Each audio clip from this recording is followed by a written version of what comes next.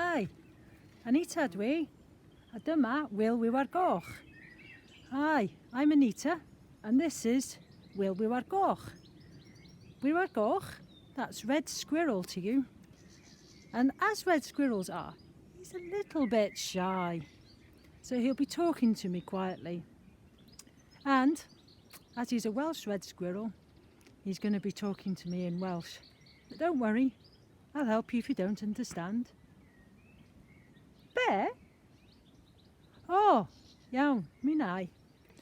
He's saying I need to tell you what we're going to do. Wel, nawn ni wneud yn Gymraeg gynta de. Da ni am mynd am dro i chwilio am lliwiau'r Enfys yn Natur. A pan da ni'n cael hyd i chydig bach o liwiau, os ydy digon ohonyn nhw, nawn ni hel nhw mwyn wneud llun. So, we're going to go for a walk to look for nature's rainbow colours. As we go along, we'll see if we can find enough that it's safe to pick some so we can make a nice picture. Oh, mae o'n deud eisiau mynd. He says he's ready to go. Before we go though, we need to make sure we've got something to carry our colours in. And there we were. Ti eisiau fi carry fo, Wil? Right? Oh, iawn, mi nai. Looks like I'm carrying it. Let's go. Off a ni. Oh, Wil, mae'r bloda pinc yma'n clos. Ond ydy pinc ddim yn lliw Enfys. Rhaid i ni dal ati. Wil has found some beautiful pink flowers here, but they're not one of the colours of the rainbow. We'll have to keep looking. Coch da, Wil. What a bright red. Wil, lle wyt ti'n cuddio? What a good camouflage he has. Mae'r dail yna'n edrych yn esmwyth, Wil. Wil agrees, these leaves are very smooth. Mae'r dail yma yn teimlo'n tyneach, efallai bydden nhw'n gludo i'r carbod yn well. Wil thinks these leaves might stick better, as they are lighter. Mae'r clychau'r gog wyllt wedi gwarchod, felly cewch ddim pigo nhw. Ond, fel gwelwch o'r dail llydan a siap y blodau, mae rhain yn rhai tramor ac yn far ddi. Felly awn ati I hel nhw. Wild native bluebells are protected, so we can't pick them. But as you can see from the broad leaves and the shape of the flowers, these are imported ones and in my garden, so we can collect these. Y digon o rain, ond maen nhw mor fach, efallai bydden nhw'n anodd ei ddefnyddio. There's plenty of these, but they are a bit small, so it might be a bit difficult to handle. Mae gwead a lliw amrywiol ar rhain.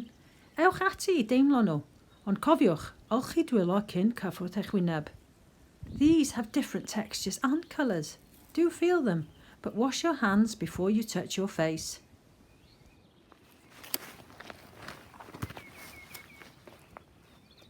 Wel, da ni di wneud yn reit dda tydan, Wil. Gynnon ni llon bwcad wahanol liwiau a da ni di cael hwyl wrthi dydan. So we're nearly set to go off and make our picture. Ia, ti'n iawn hefyd.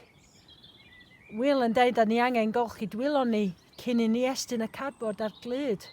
Mae'n iawn tydi.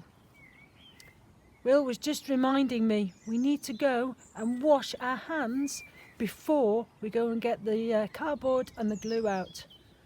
Ti'n barod I fynd, Wil? Wait, off Anita. You going to join us?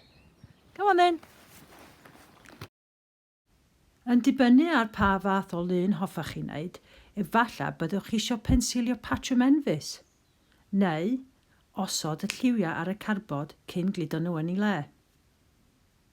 Depending on the type of picture you'd like to make, you could draw a rainbow design to follow, or simply arrange your colours on the card before sticking them in place. Mae Wil yn deud, cofiwch olchi eich dwylo eto ar ôl cyffwrdd y planhigion a defnyddio'r glyd. Wil says, remember to wash your hands again after handling the plants and the glue.